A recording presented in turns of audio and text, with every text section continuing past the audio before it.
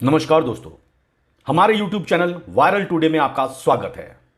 दोस्तों, आज मैं आपको बहुत ही जबरदस्त अपडेट देने वाला हूं, जिसे सुनकर आज आपका सीना गर्व से फूल जाएगा।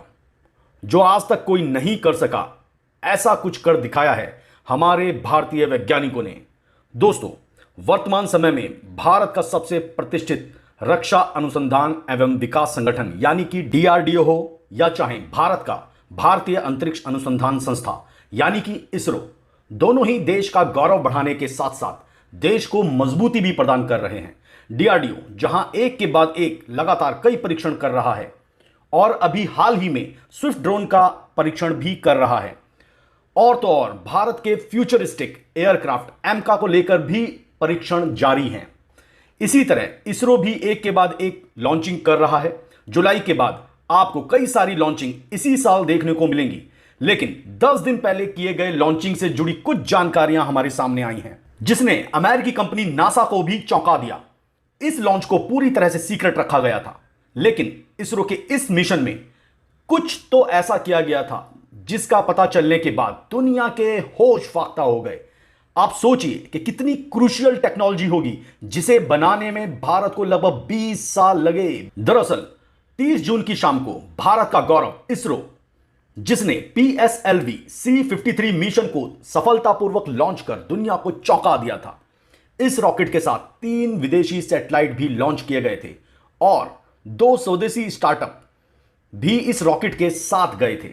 आपको यह जानकर बेहद ही खुशी होगी कि इस लॉन्चिंग के साथ ही भारत ने स्पेस प्रोग्राम को निजी कंपनियों के लिए भी खोल दिया था। अब भारत चाहता है कि स्पेस के क्षेत्र में भारत बहुत ही तेजी के साथ कदम बढ़ाए और अमेरिका, चीन जैसे देशों को इसमें पछाड़ा जाए। इसके लिए प्रधानमंत्री का यह सपना है कि जिस तरह से अमेरिकी उद्योगपति और दुनिया के सबसे अमीर व्यक्ति एलोन मस्क की प्राइवेट कंपनी स्पेस एक्स है, ठीक उसी प्रकार से भारत की प्राइवेट कंपनियां भी भारत के स्पेस प्रोग्राम से जुड़ें और हमें दुनिया के इस क्षेत्र में सफलता दिलाएं।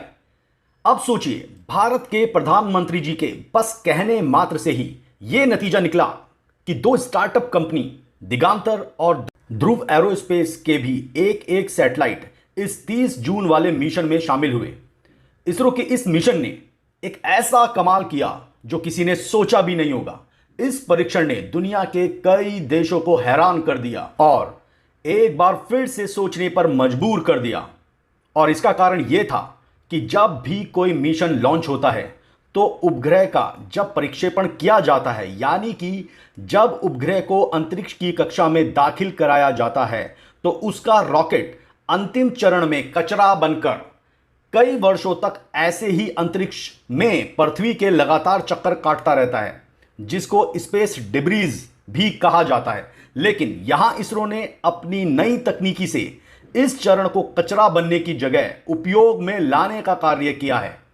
30 जून को इसरो द्वारा प्रक्षेपित PSLV C-53 अभियान में ओम नाम की एक तकनीक का उपयोग कर प्रक्षेपित यान के चौथे चरण को उपयोगी बनाया गया है।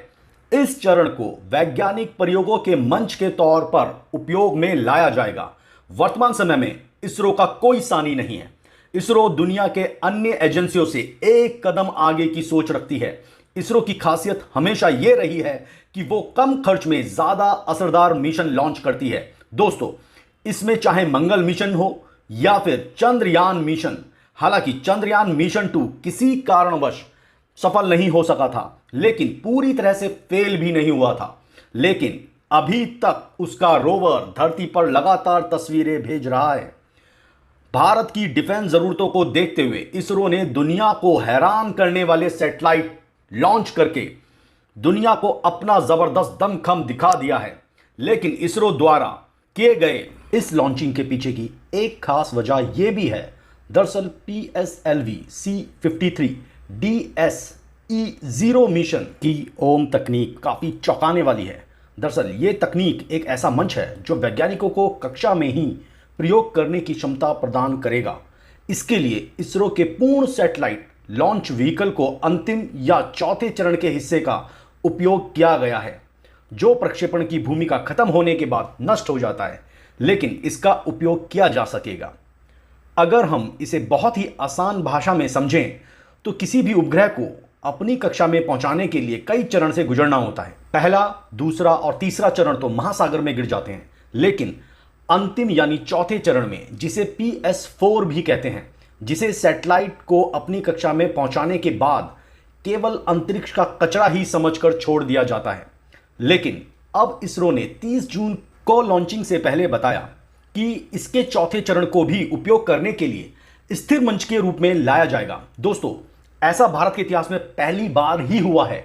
इस लॉन्चिंग से पहले इसरो ने अपने बयान में कहा था कि ऐसा ये पहली बार ही होगा जब PSLV-4 स्थिर मंच की तरह पृथ्वी के चक्कर लगाएगा।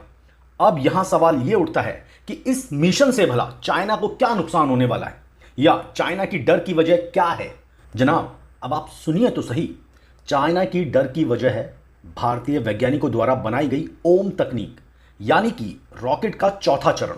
इस चौथे चरण की वजह से किसी भी सैटेलाइट को बर्बाद किया जा सकता है, यानी कि जरूरत पड़ने पर अंतरिक्ष में घूम रहा चौथा चरण चीन की किसी भी सैटेलाइट को मार गिरा सकता है। यही वजह है कि कूटनीति से लेकर डिफेंस और डिफेंस से लेकर अंतरिक्ष में भारत के बहुत ही तेजी से बढ़ रहे कदम से चाइना बहुत डरा हुआ है, क्योंकि अब भारत तीनों मोर्चे पर उसकी घेराबंदी करना शुरू कर चुका है। दोस्तों, ईमानदारी के साथ दिल पर हाथ रखकर एक बार यह जरूर सोचिएगा कि क्या आपको इससे पहले भारत की इस बढ़ती ताकत और वैज्ञानिकों की इस उपलब्धि के बारे में कोई जानकारी थी? अगर नहीं तो आप मेरे इस चैनल की अहमियत को जरूर समझ सकते हैं। मैं आपको भारत के प्रति और हमारे भारतीय वैज्ञानिकों के प्रति ऐसे ही गर्व की अनुभूति कराता रहूंगा। मैं ऐसी ही बहुमूल्य और चुनिंदा खबरों को आपके लिए लाता रहूंगा इसी चैनल पर।